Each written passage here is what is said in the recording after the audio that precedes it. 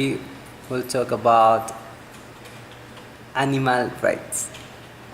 Bullfighting is the act of animal torture where innocent bulls are speared and stabbed and die slowly in the bull ring. Also, horses are sometimes attacked by the maddened bull that is suffering utter agony and is lashing out wherever he can. This is the fate that these animals are suffered to be used to entertain a crowd that lusts for blood and suffering. What is happening? There are so many organizations that have achieved to prohibit bullfighting in many countries like Spain, Ecuador, etc. When Spain was dominated by the Muslims, all kinds of bullfighting were prohibited because they consider it an abominable act. Spain has 4 provinces that have already banned it completely. In Mexico, animal naturalists went to the capital city and made an exposition of how they see bullfighting. They were semi-naked with sticks in their back, simulating banderillas and thick blood. 75% of the people in Mexico City are against this kind of art, and there are also 2 projects in justice law that have been promoted in order to keep bullfighting as a prohibited action. And last Thursday, a law started running, and it says that any act of violence or cruelty against animals will be punished with 6 years of prison. Now the facts.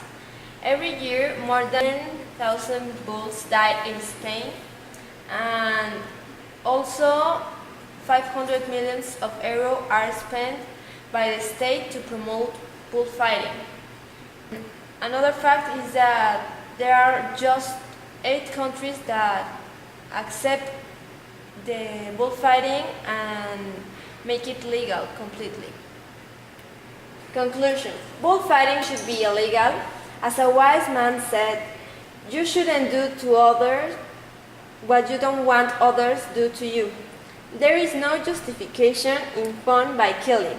If they want to have fun with the suffering and death, they should cut or kill themselves.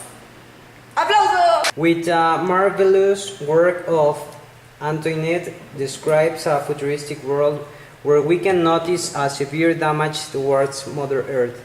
That damage evokes an ecological conscience, making the reader wanting to avoid such a future. The love for the animals is shown in this work by the experiences characters have while the story goes on. And well, dolphin music, it's awesome.